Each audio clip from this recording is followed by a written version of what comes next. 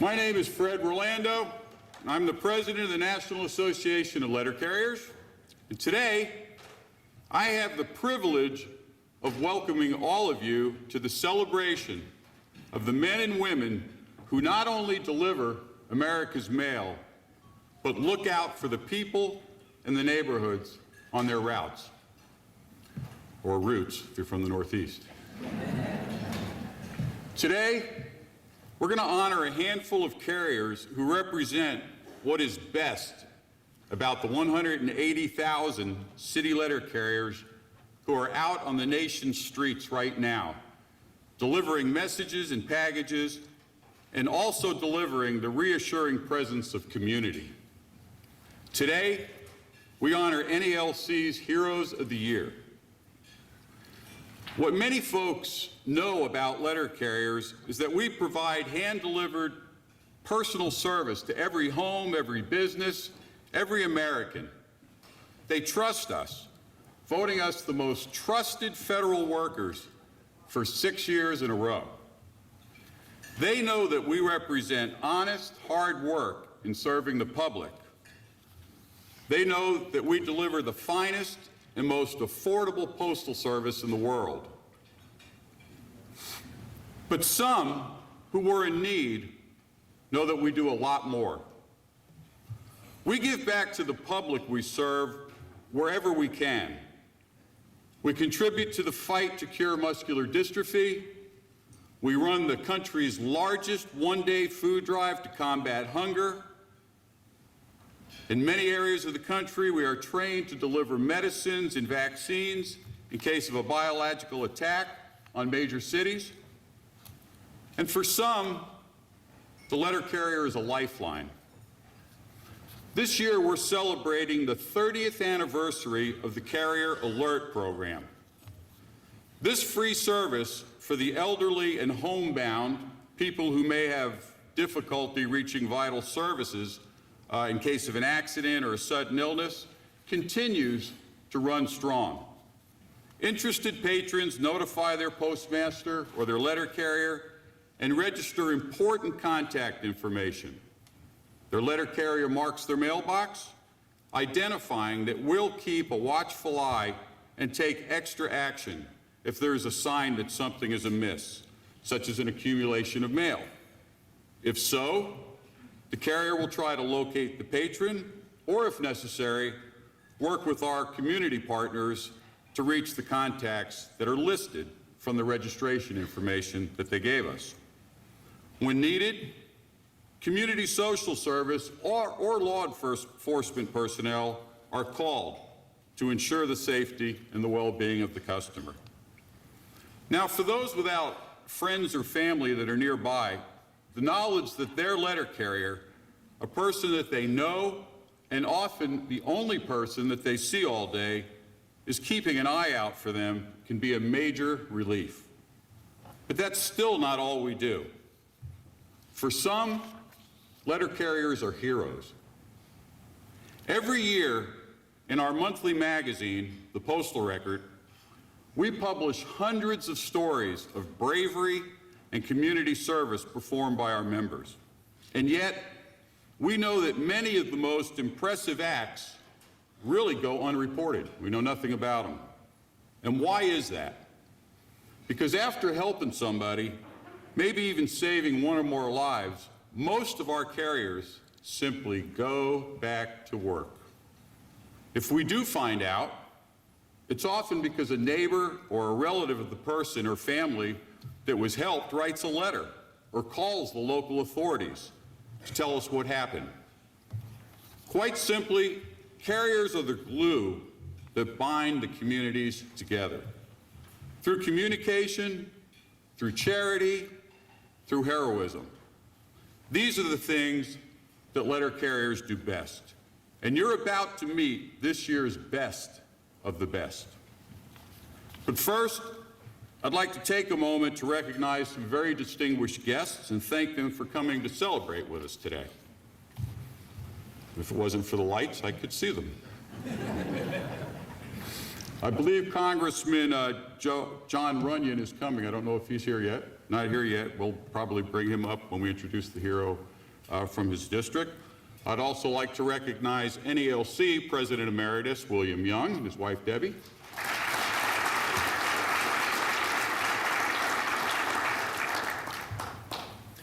Also from the Postal Regulatory Commission, I think Chairperson Ruth Goldway is going to pop in. I don't think she's here yet. But we also have Commissioners Tony Hammond and Robert Taub and Nancy Langley.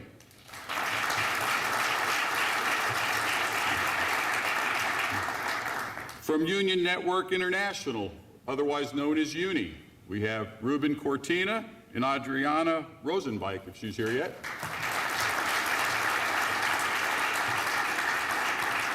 The President of the Rural Carriers, Jeanette Dwyer.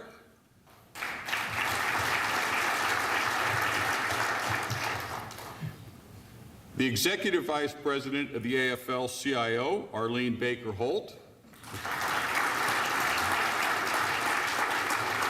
who I'll ask to make a few comments shortly. And from the Postal Service, the Vice President of Labor Relations, Mr. Doug Tolino. And also from the Postal Service, the Chief Human Resources Officer and Executive Vice President, Tony Viglianti.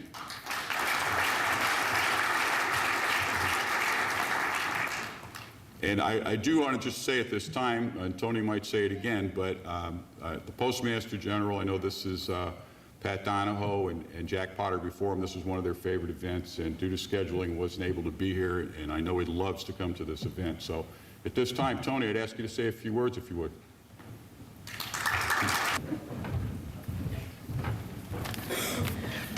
Good afternoon, everyone. First, Fred, I'd like to thank you for giving me the opportunity to speak today at the Heroes Luncheon. And secondly, I'm happy to see a lot of people from the postal community here to recognize our letter carriers. As Fred mentioned, I'd like to give the heroes Pat's warm regards and his commendation for the great things that you do. Pat wanted to be here today, but due to personal reasons, he wasn't able to get here. So he made a point of telling me to make sure that you get his warmest regards and his commendation for the great things that you do. So on behalf of myself and the Postal Service, I want to commend these individuals for their outstanding efforts. What these individuals have done during the past year is what makes the Postal Service unique. It's just not about doing a job, but it's about being part of a community. It's about interacting with our customers in a way that no one else does. Through the efforts of our heroes and our other postal employees, the Postal Service continues to be recognized as the most trusted agency, and our employees continue to get high marks for the service that they deliver to our customers. Our employees have a long tradition of being part of the fabric of the community, being aware of their customers, and being able to make a difference in the communities that they serve. You think about that. Today in the marketing logo, and you hear all the buzzwords, they talk about brand. Well, what I just talked about, being part of the fabric, knowing your customers, delivering, and doing the outstanding things like the 7 heroes that we're honoring today, that's our brand. That's what makes the difference. That's what makes us unique. It's important to recognize our brand is our people, and our people continue to carry on the tradition, which is most important. I mean, I've been with the Postal Service over 35 years. I'm not going to give you the exact number of years. You'll do the math, probably figure out how old I am. But every year from when I started, I can remember someone doing something extraordinary. I started in New Haven. I worked in Hartford, Connecticut. I worked in New York. I worked in Baltimore. And, I've been to a number of these events. It's something that we've done as postal employees consistently, and I think it's recognized. What struck me when I first became aware of this is the pride that our employees have in doing their jobs and being part of the community. I mean, that's not something that you see everywhere. It's not something that's part of every job, but it is part of every postal employee's job, and that's what makes us different. So let me just say in closing, I like to read a quote. I can't give someone credit because I don't know who made this quote, but I'm copying it.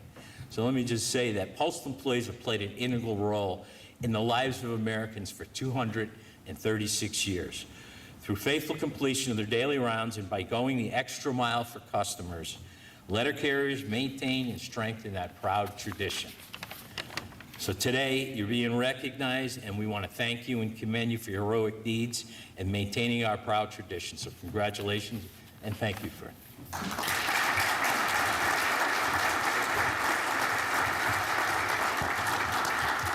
Thank you, Tony. Arlene, would you like to say a few words?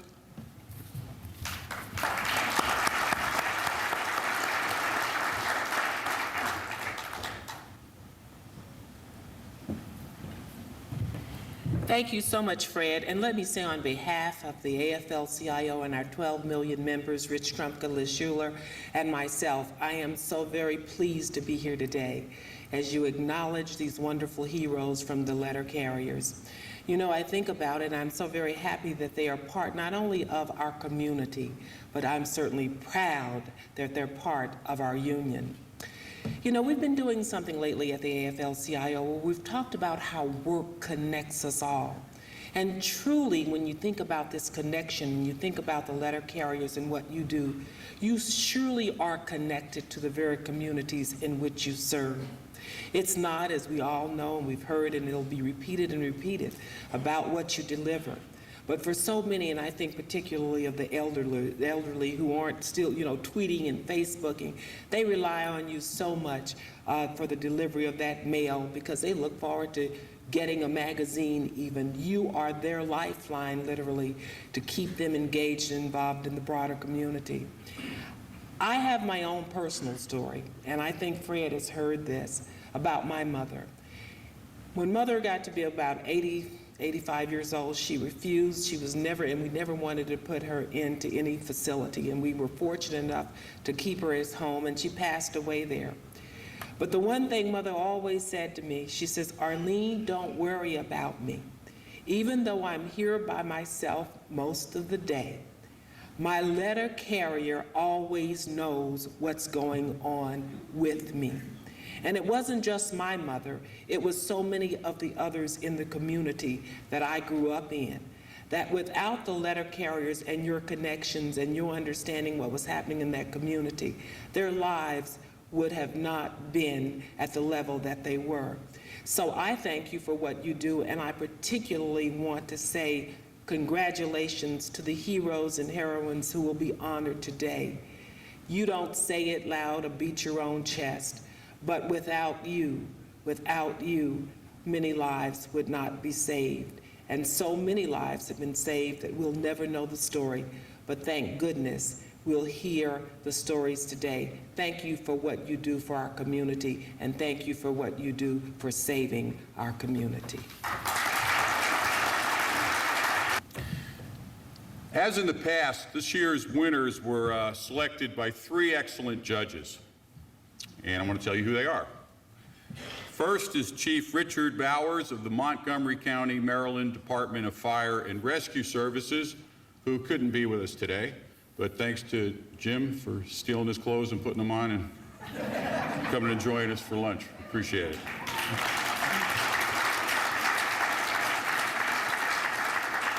And Mr. Bud Biscardo, the AFL-CIO's Community Services Liaison to the United Way of America.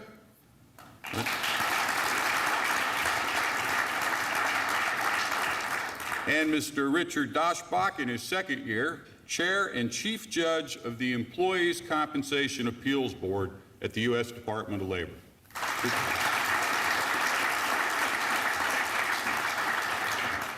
Now, these judges have helped us identify 3 regional heroes, a Special Carrier Alert Award winner, 2 national honorees, the National Hero of the Year and the National Humanitarian of the Year, and for the first time, a Special Legacy Award.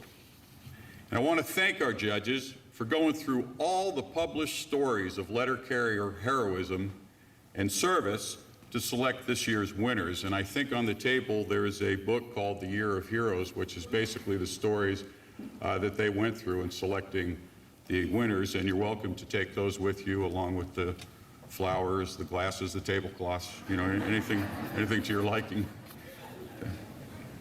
So how do we decide what it means to be a hero?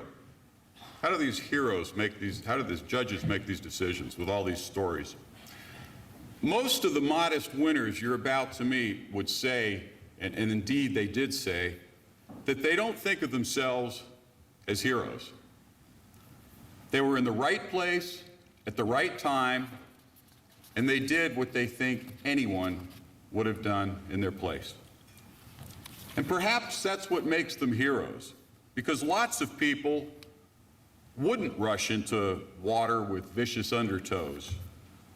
Lots of people don't give of themselves and their art to people who need it most. Lots of people wouldn't approach a flaming car crash that could blow up at any minute. Our heroes did all of these things and more. And why did they step up and meet the challenge?